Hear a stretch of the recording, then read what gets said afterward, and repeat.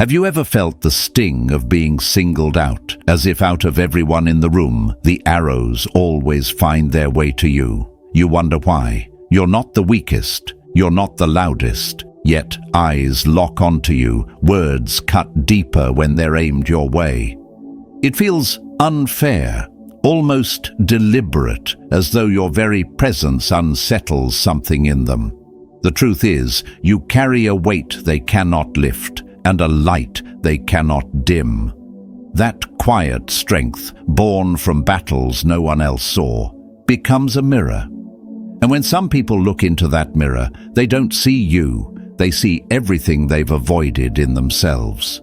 Courage they never showed, discipline they never practiced, choices they never made. So they strike.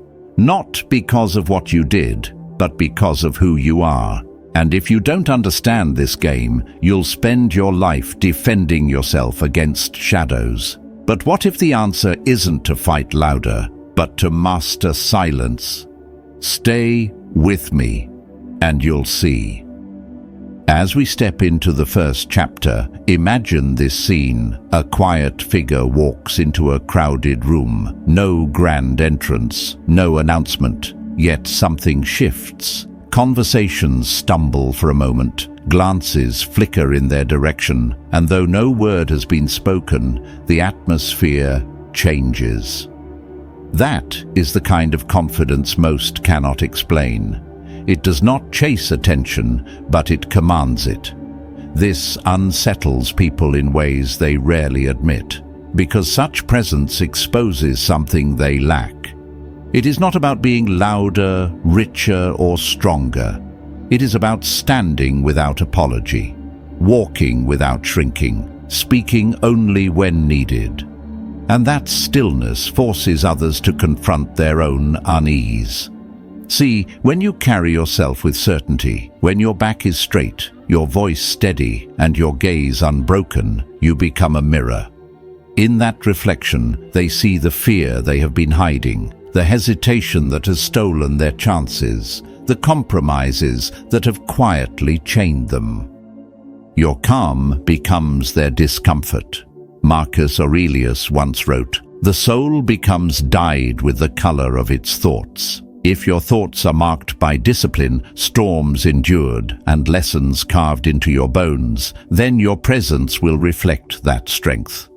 If there's a mark by excuses and avoidance, then standing near you feels like standing in judgment. They cannot ignore what they see, so they lash out at the one who holds the mirror. I remember watching a man once, loud and restless, determined to dominate a gathering with noise. He mocked others, filled every silence with words, demanded the spotlight. But when another entered, a person of quiet resolve, suddenly the loud one faltered. His laughter turned sharp, his confidence brittle. He was not battling the newcomer. He was battling himself, stripped bare by contrast.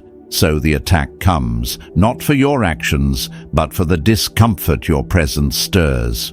To them, your steadiness is a threat, your silence an accusation, your presence a challenge. And striking you feels easier than facing themselves. The Stoic way is different. You do not need to shout. You do not need to prove. You allow their noise to collapse under its own weight, while you remain unmoved. Confidence is not arrogance. It is survival, tempered into calm. And once you understand this, you begin to see clearly. Their battle is not truly with you. It never was. It is with the reflection they cannot escape.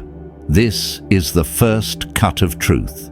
From here, we move into the second. Why the story of how you earned your strength unsettles them even more. Moving into the second chapter, imagine standing quietly in a corner, saying nothing, doing nothing, yet the room still feels your presence. That weight unsettles people who rely on noise to matter. To them, your silence is not absence, it is defiance. Your presence becomes a challenge without you trying. The way you walk, the way you decide without long explanations, the way you say no without guilt, all of it declares you are not begging for approval. And when someone has built their entire worth on applause, they cannot understand a person who doesn't trade in that currency. To them, your independence is not admirable. It is an obstacle that must be dismantled, and they rarely come at you openly. No, their attacks are quieter. Backhanded compliments meant to leave a bruise, whispered words when you leave the room, small jabs at your choices to make you second-guess yourself.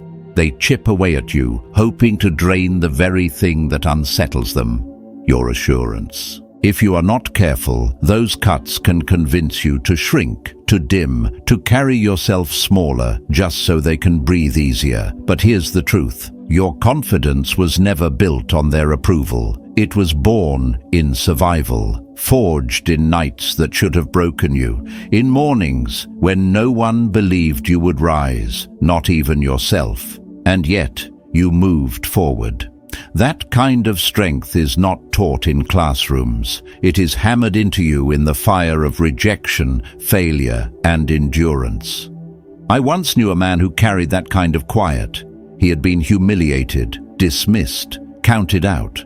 But he never explained, never begged. He worked, he endured. And when he finally stood tall, his very existence unsettled those who had mocked him. They could not handle it because it was something they could not fake, buy, or borrow.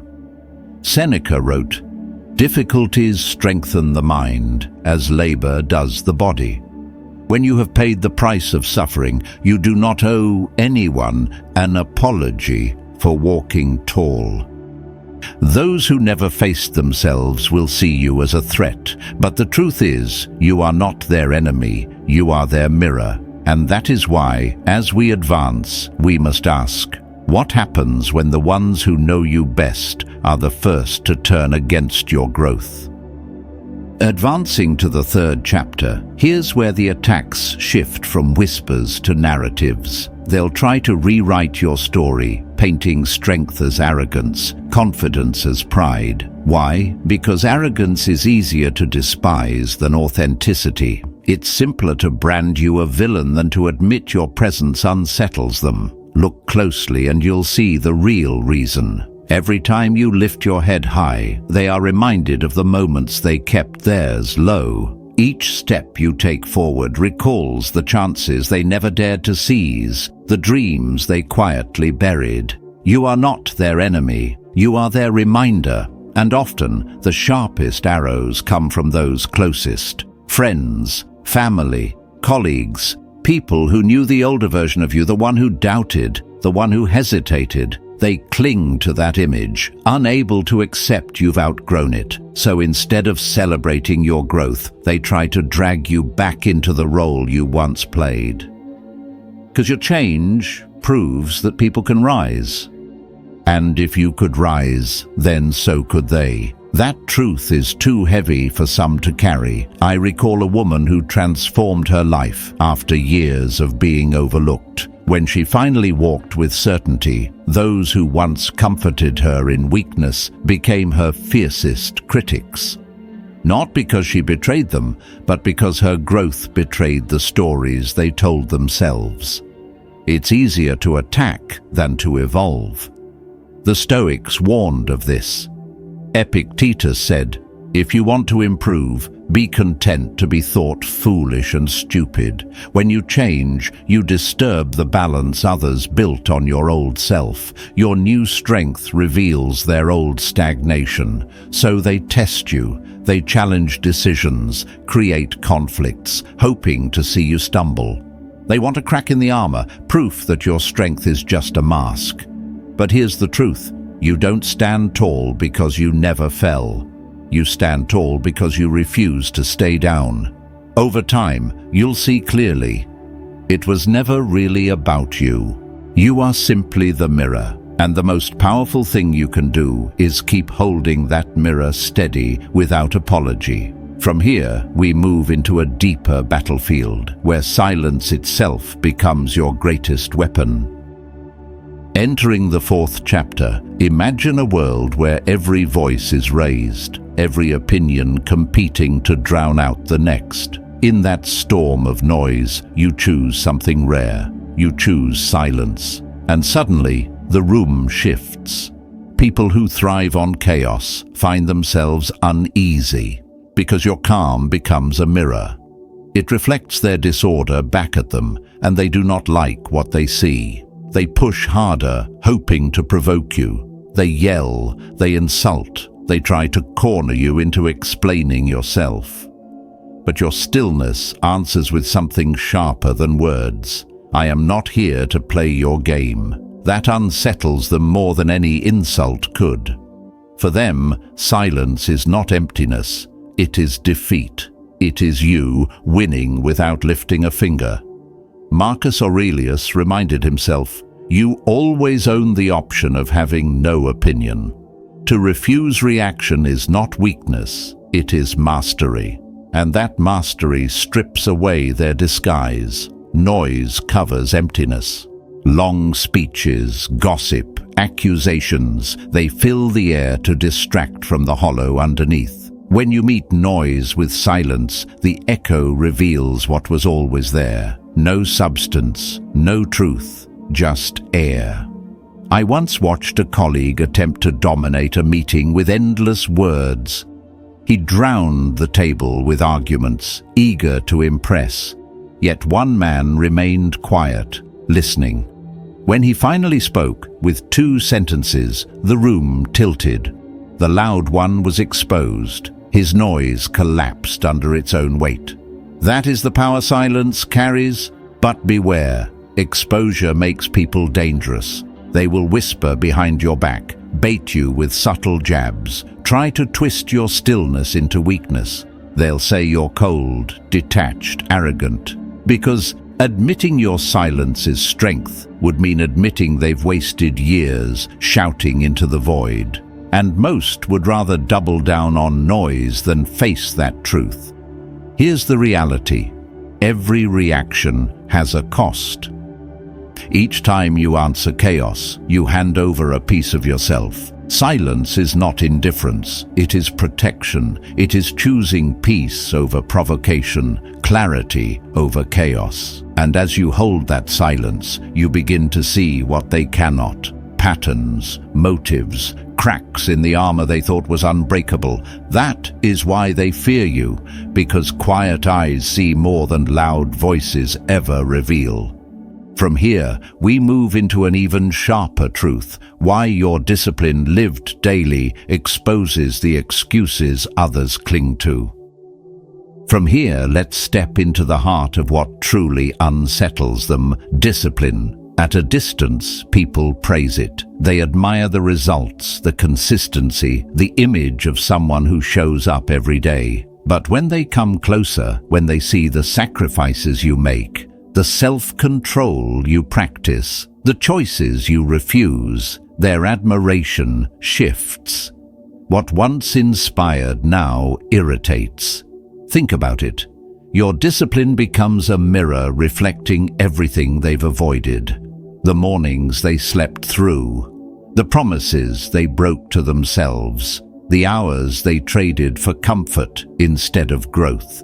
And rather than face that truth, it feels easier to tear you down. Because if they can convince themselves that you're rigid, obsessive, or extreme, they don't have to admit they could have lived differently. Seneca once said, "No man is more unhappy than he who never faces adversity, for he is not permitted to prove himself. Your discipline is the proof." Not in the grand victories alone, but in the quiet, unseen decisions. Rising when you said you would, following through when no one reminded you, saying no to distractions, even when they glittered. Those moments add up, and they expose the gap between talk and action. I remember a colleague who used to tease another man for always working late, for always sticking to his routines. "Live a little," he would say, laughing. But over time, the one who kept his structure advanced, built, and earned respect. The joker stayed still. His laughter grew thin, hiding a bitterness he would never name. That is what happens when discipline collides with avoidance. To you, discipline is freedom, the freedom to build a life not ruled by impulse. But to those addicted to instant gratification, it looks like chains. They can't accept that the difference isn't talent, luck, or privilege. It's effort, and effort is available to all. That is why your discipline makes you a target. It forces a choice. Some will rise, inspired by the standard you set. Others will try to drag you back down, because lowering the bar is easier than meeting it. At this stage, the pressure doesn't only come from peers. It can come from those in authority who see your consistency as rebellion. And that opens a deeper battlefield where integrity itself becomes the threat. At this stage, the truth becomes sharper. Discipline and authenticity do not just unsettle strangers, they disturb power itself. People who rely on compliance to maintain control find you dangerous. Why? Because you cannot be bent the way others can. Your standards make you resistant to manipulation, and resistance feels like rebellion. They may try to undermine you, exclude you, twist your work ethic into something negative. But the real issue isn't your behavior. It's the fact that you cannot be swayed by fear, flattery, or distraction. And discipline creates results. Results draw attention. Not everyone who notices will be glad for you. Some will see the outcome and demand the rewards, yet dismiss the sacrifices that built them. They'll call you obsessed, extreme, or just lucky, anything to avoid admitting they could have done the same. What cuts deepest is when the unease comes from those you love. Friends, family, even partners. They may feel left behind, mistaking your focus as rejection. You're not abandoning them, you're choosing to become stronger for them. But fear clouds perception. Fear that your growth will shift the ground beneath them. Sometimes criticism and coldness are not born of hatred, but of worry they cannot put into words. Marcus Aurelius reminded himself, "If it is not right, do not do it. If it is not true, do not say it." You live this daily, and that quiet alignment between word and deed makes others restless. Because your life highlights the gap between potential and action. Those willing to close it will respect you. Those unwilling will resent you. And resentment often takes shape as distraction, discouragement, or attempts to discredit. There is a kind of respect no title can grant, no wealth can purchase, no act can fake. It's the respect that rises from how you live when no one is watching. That presence carries into every room you enter.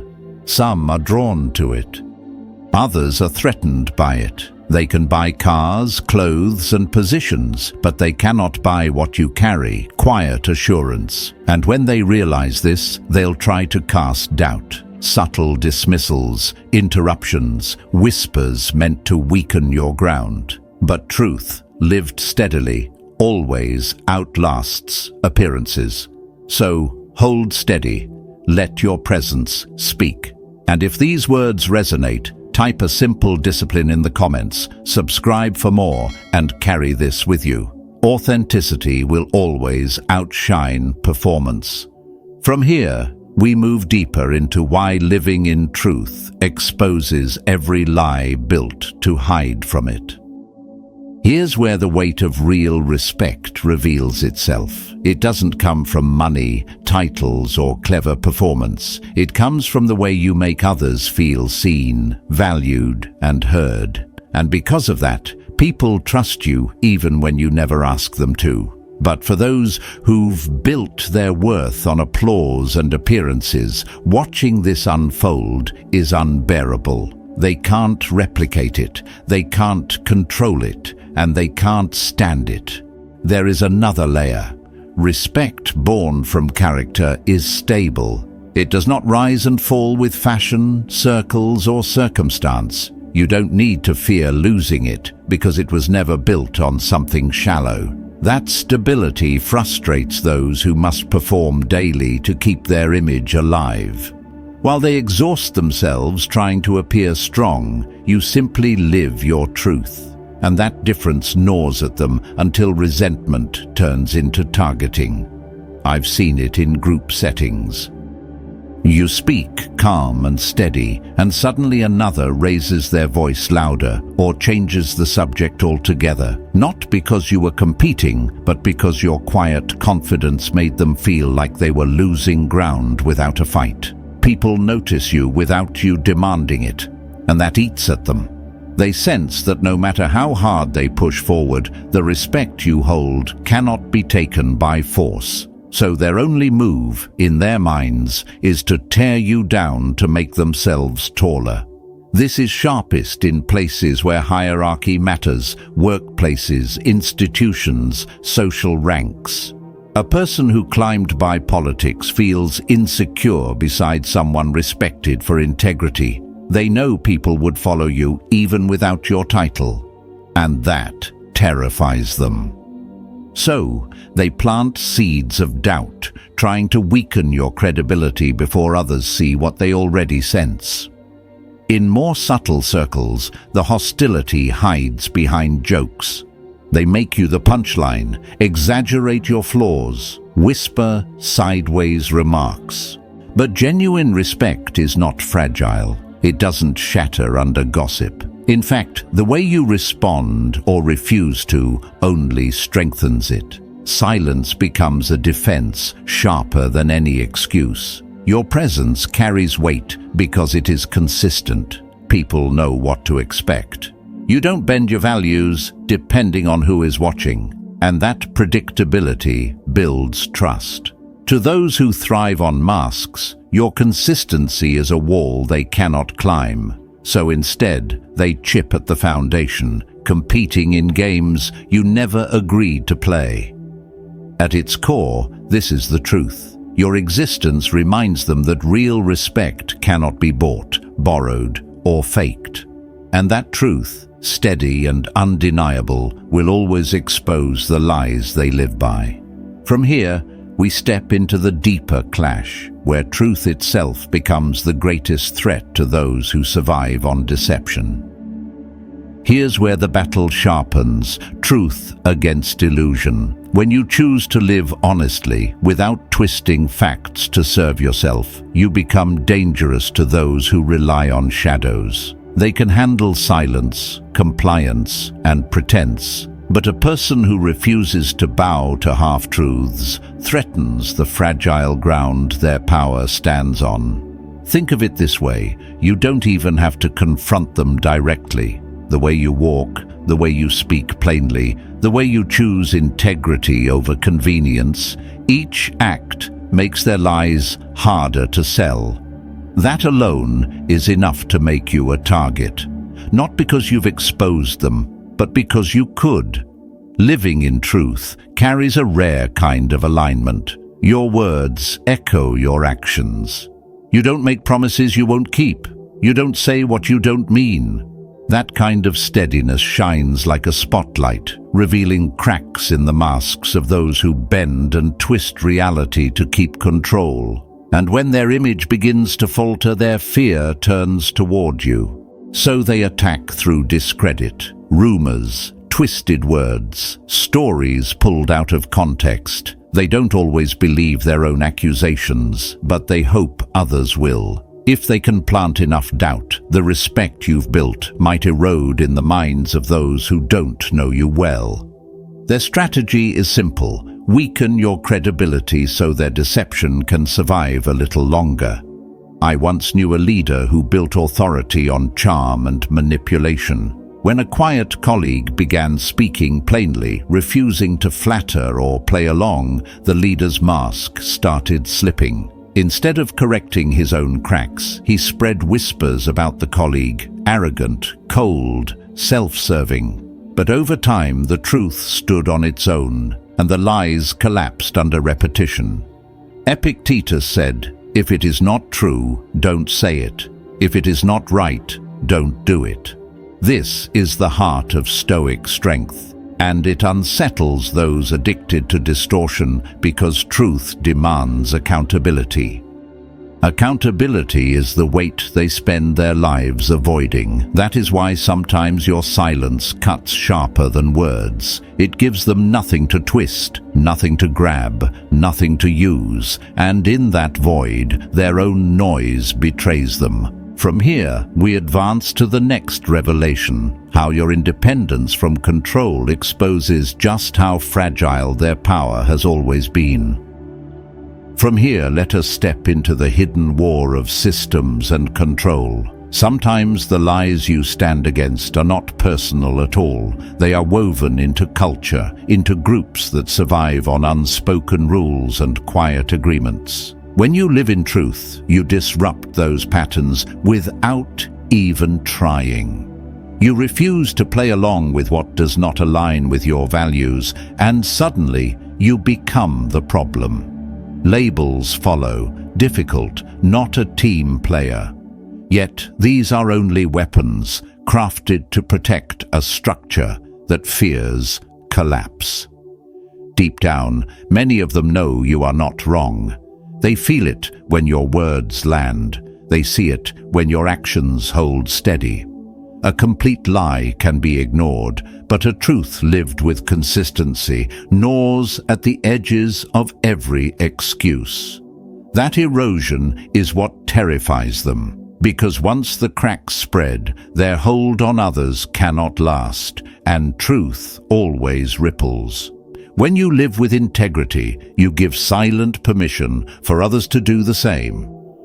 The quiet begin to speak.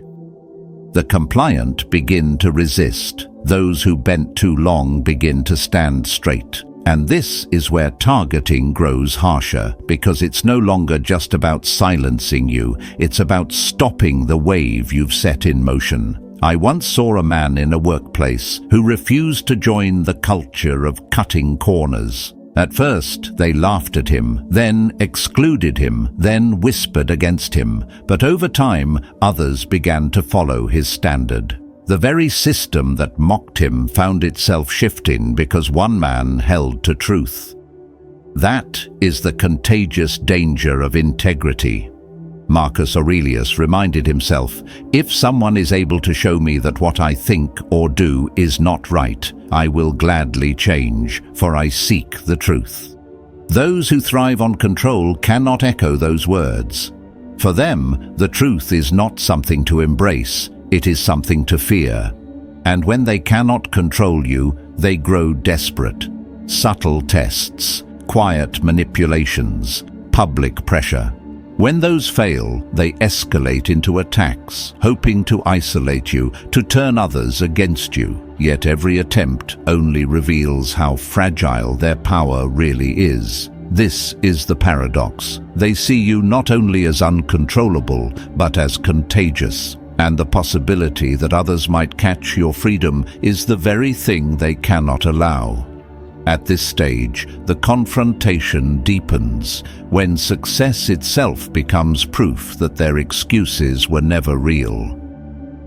Advancing to the 10th chapter, picture the spaces where control thrives, offices where no one questions authority, families where a single voice decides for all, circles of friends where one person sets the rhythm and everyone else follows. In those places, your presence is disruption.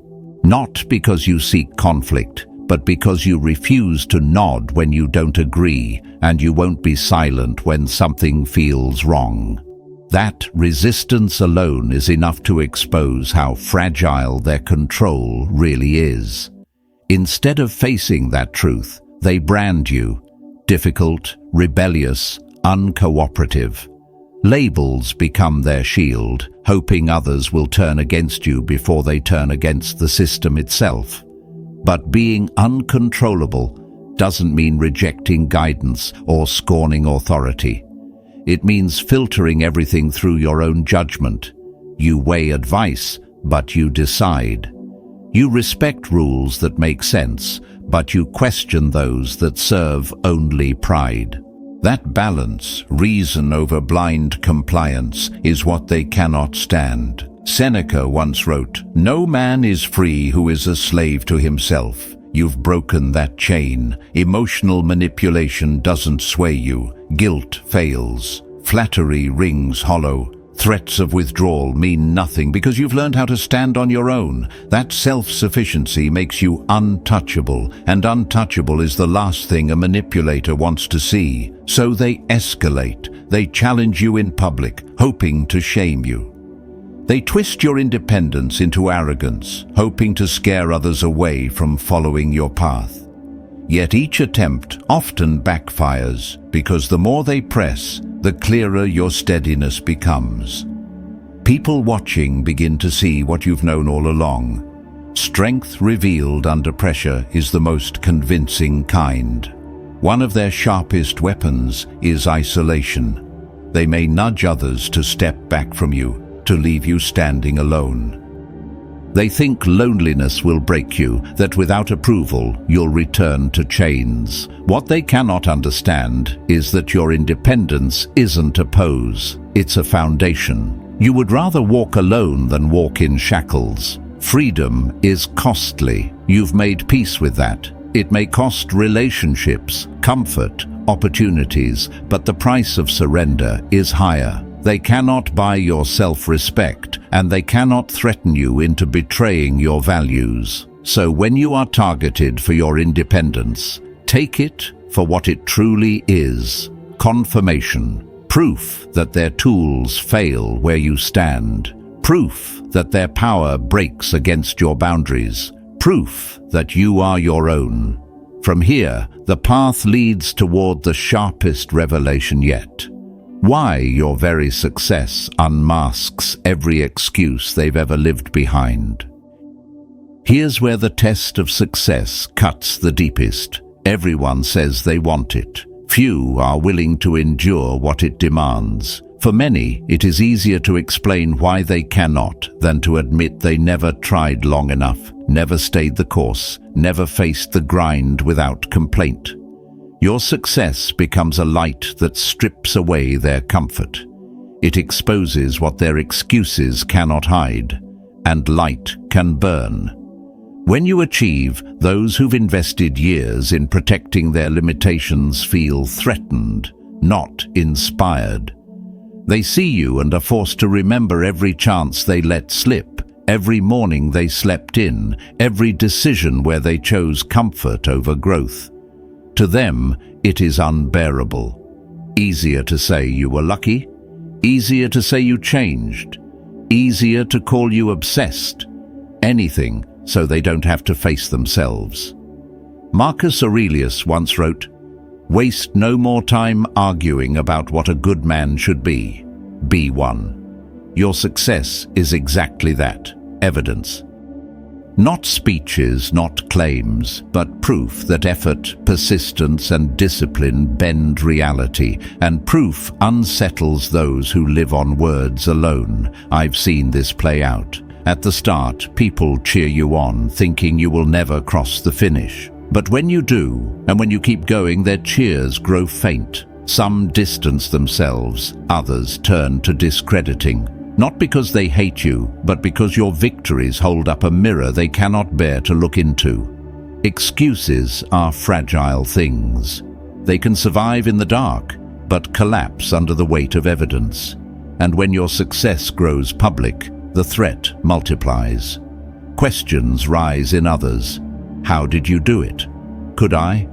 That ripple terrifies those committed to smallness. So they try to smother the flame. They twist your story, downplay your struggle, paint your drive as selfishness. But every attempt only sharpens the truth. Your strength was not gifted. It was chosen day after day. At its core, their fight is not against you. It is against possibility. You represent the life they could have built, but chose not to. And for many, it feels safer to attack the one who rose than to rise themselves. From here, the road leads to the final revelation, how peace itself, carried within, becomes the most untouchable form of power. Entering the final chapter, imagine the rarest sound in a world addicted to noise, silence. Not the silence of emptiness, but the silence of peace. When you carry it within, everything about you shifts. You don't leap at every provocation. You don't sink into every quarrel. You don't let the storms of others drag you beneath their waves. That calm is a shield. And to those who live on chaos, it feels like an attack. People who thrive in conflict, gossip and drama rely on turbulence to hide from themselves. Your peace unsettles them because it highlights how out of control their own lives really are. Chaos needs participants. It feeds on reactions, arguments, and the energy of others. Without that fuel, it dies. And your refusal to play starves it. You sit in the same room, and their jabs fall into silence. You hear their whispers, and your face remains unmoved. That stillness infuriates them because it says, "Your storm cannot touch me." Epictetus said, "No man is free who is not master of himself." Peace is that mastery, not passive, not weakness. It is the discipline of guarding your mind when the world demands you spill it. It is the choice to protect your spirit at all costs. To the chaotic, your steadiness feels like judgment. You never condemn them, but your existence whispers that it doesn't have to be this way. That truth is unbearable for those who've convinced themselves conflict is the only language life speaks. I once watched a woman endure months of ridicule in her workplace. She refused to react, refused to bend. Over time, the mockery grew louder, but so did her influence. People began to notice she could not be shaken, and one by one, they began to follow her example. That is the ripple effect of peace. It spreads, and in spreading, it starves chaos. The more they test you, the stronger your calm becomes. Every failed attempt to drag you down proves to yourself that you are in command of your state of mind. That is the quiet victory they cannot bear, because your peace is untouchable. It means their chaos has no home in you unless you open the door, and you never will. From here, the story resolves into its clearest truth. You did not build strength, confidence, and peace to prove anything to them. You built it to guard your soul, to honor your path, and to live free from chains. Let them speak, let them twist, let them try. None of it changes the truth that you are still standing. You have carried your integrity when breaking would have been easier. You have chosen self-respect when compromise could have brought you comfort. You have walked through storms that were meant to bury you, and yet here you are, taller and steadier than before. That is victory in its purest form, not the absence of trials, but the refusal to be broken by them. Every attempt to pull you back is proof that you've already moved forward. Every false word thrown your way reveals how powerless they really are, because real power is not theirs to give or take. It is yours, earned in silence, lived through choices, and proven in resilience. You are the reminder that strength is not loud, but unshakable.